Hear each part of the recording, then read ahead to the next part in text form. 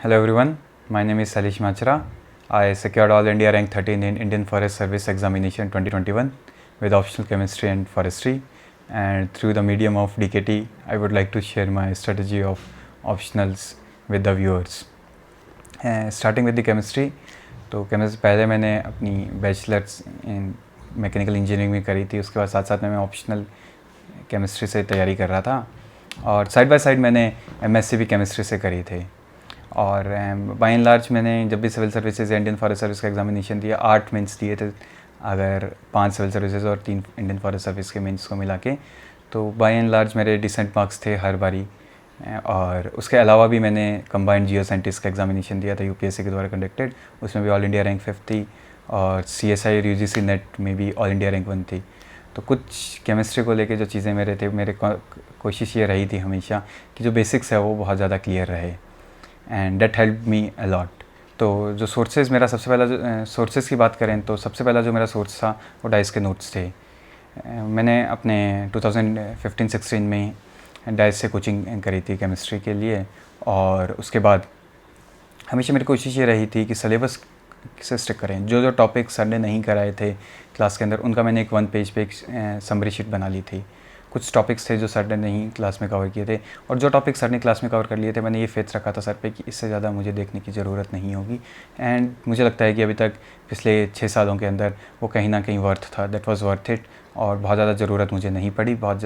और जो notes sir के नोट्स जो टॉपिक्स सर के नोट्स में कवर नहीं थे तो उसके लिए मैंने प्रीवियस ईयर टॉपर्स की भी हेल्प ली। जैसे for example Abhijit Agarwal sir के नोट्स थे, उसके अलावा मोहन प्रकाश सर थे, उनसे मैंने हेल्प ली थी, गाइडेंस ली थी, तो उन्होंने कुछ मेन ग्रुप एलिमेंट्स के भी मुझे नोट्स भेजे थे, वो भी काफ़ी हेल्पफुल थे। उसके अलावा कुछ स्टैंडर्ड बुक्स थी, उनको भी फॉलो कर सकते हैं, but that should be just a reference book.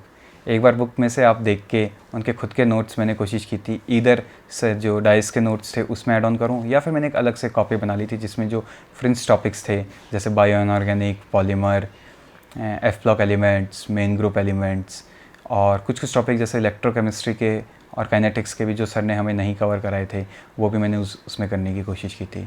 कुछ पर्टिकुलर बुक्स जो बहुत ज़्यादा हेल्पफुल थी उसमें से एक पीएसपी था, स्पेशली इलेक्ट्रोकेमिस्ट्री के लिए, कुछ न्यूमेरिकल्स के लिए वहाँ से काफ़ी हेल्प मिली थी। स्पेशली ट्रांसपोर्ट नंबर के 3 टाइप ऑफ क्वेश्चंस आ सकते हैं, मैंने पीएसपी में देखा था और उन क्वेश्चंस को काफ़ी हद तक मैंने रेप्लिकेट करने की कोशिश की थी जब भी सवाल पूछा जाता था।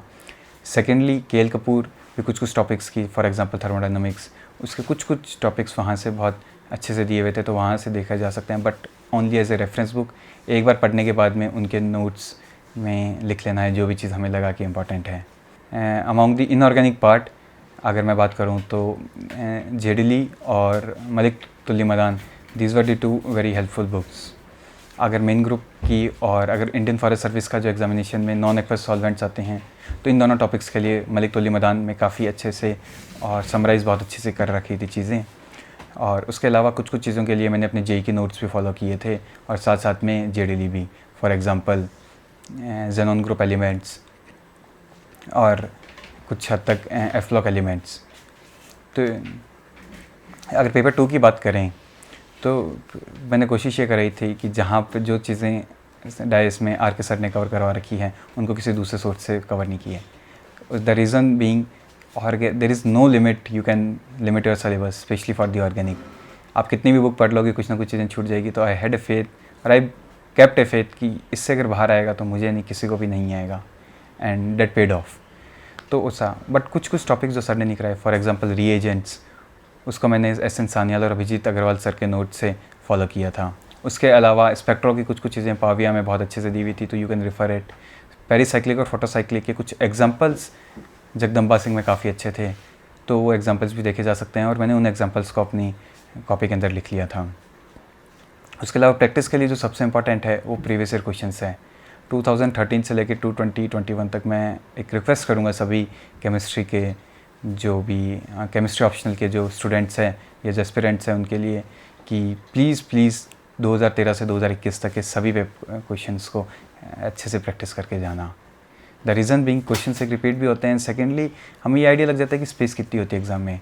बहुत बड़ा एक इश्यू स्पेस कंस्ट्रेंट का रहता है कि कई बार बहुत कम स्पेस में दी हुई होती है तो सब चीज़ें कैसे ऑर्गेनाइज़ करनी है, कई बार बहुत ज़्यादा भी स्पेस दी होती है तो उसको पेज को फिल कैसे करना है, कौन से इंपॉर्टेंट इन्फॉर्मेशन है, कौन से नहीं है, वो जो प्रैक्टिस करते हैं। मैंने कोशिश ये करी थी कि A4 साइज़ का एक साइड वो 10 मार्क्स के लिए और A4 साइज़ के पेज के दोनों साइड 20 मार्क्स के क्वेश्चन के लिए वो यूज़ करना है। And that practice help me a lot in space constraint. कई बार जब मुझे ऐसा लगता है कि स्पेस कम है तो मैं पेज को 2 हिस्सों में डिवाइड कर लेता था। I would just fold the page और बीच में एक लाइन ड्रॉ कर लेता था। तो इन ए वे मैंने स्पेस थी उसको लगभग 2 टाइम्स कर चुका हूँ। And regarding the forestry optional, I followed the Manikandan book and Rishabh Gupta sir's notes.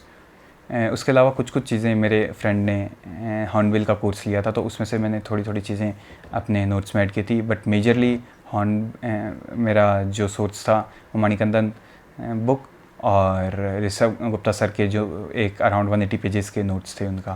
मैंने कोशिश की थी इन दोनों सोर्सेज से पढ़ के जो खुद के नोट्स है वो थोड़े कंसोलिडेट किए जाएँ। कुछ अच्छे एग्जांपल जब मुझे नहीं मिल रहे थे इन दोनों टॉपिक से, तो मैंने उसके लिए हॉर्नबिल भी, जैसे मैंने बताया, अपने फ्रेंड के थ्रू ली थी। और ऐश्वर्या सर 2016 बैच से थे, तो उनके भी कुछ नोट्स अवेलेबल थे, उसमें कुछ अच्छे एग्जांपल दिए थे, स्पेशली एथनोबॉटनी के, तो मैंने वहाँ से भी कुछ एग्जांपल्स नोट डाउन किए थे। और कुछ टॉपिक्स के लिए जहाँ पे मुझे ऐसा चीज़ें समझ में नहीं आती थी, तो you can also refer the YouTube for that. Specially जैसे जो सर्वे और चैप्टर्स और रोड एंड ब्रिजेस का जो चैप्टर्स थे, तो उन सब चीज़ों के लिए कुछ सिविल इंजीनियर्स के काफ़ी अच्छे लेक्चर्स अवेलेबल थे यूट्यूब पे, तो मैंने वो देखने की कोशिश की थी। उसके अलावा कुछ टॉपिक्स के लिए शंकर की जो PDF थी, मेरे फ्रेंड ने कोर्स ज्वाइन कर रखा था, I just referred them as well. उनसे भी मुझे कुछ अच्छे एग्जांपल्स मिले। But the major portion is about the practice. आप जितनी ज़्यादा प्रैक्टिस करोगे उतना ज़्यादा हेल्पफुल होगा। मैंने शंकर के 4 टेस्ट भी थे, इस बार वो लिखने की कोशिश की थी in a time bound manner, so that help me in managing the time. मैंने कोशिश ये करी थी कि हर टेस्ट को मैंने इस हिसाब से लिखना है कि हर एक, जैसे 8 नंबर के 10 नंबर के क्वेश्चंस के लिए 2 पेज हैं, 15 नंबर के लिए 3 पेज है, तो कोशिश मेरी ये थी कि एक जो 8 नंबर का क्वेश्चन या 10 नंबर का हो उसमें 2 पेज लिखने हैं, तो एक पेज 4 साइड, तो एक पेज 4 मिनट में ख़त्म हो जाए, तो पूरा आंसर लिखने में 8 मिनट लगेंगे। सिमिलरली अगर 15 नंबर का है तो उसमें 3 पेज होंगे, तो पूरा आंसर लिखने में अराउंड 12 मिनट लगेंगे। तो इस हिसाब से मैंने पूरी स्ट्रेटेजाइज की थी कि मेरे का पेज कितना है, मेरे को कितना टाइम है और मेरे को कितना भरना है। So that help me a lot to complete the paper on time. 3 mains में पहली बार मेरे फॉरेस्ट्री के पेपर टाइम से पहले कंप्लीट हुए थे। द रीज़न वाज कि मैंने प्रैक्टिस करी थी एंड मैंने टाइम को स्ट्रेटेजाइज किया हुआ था पहले से ही। Thank you.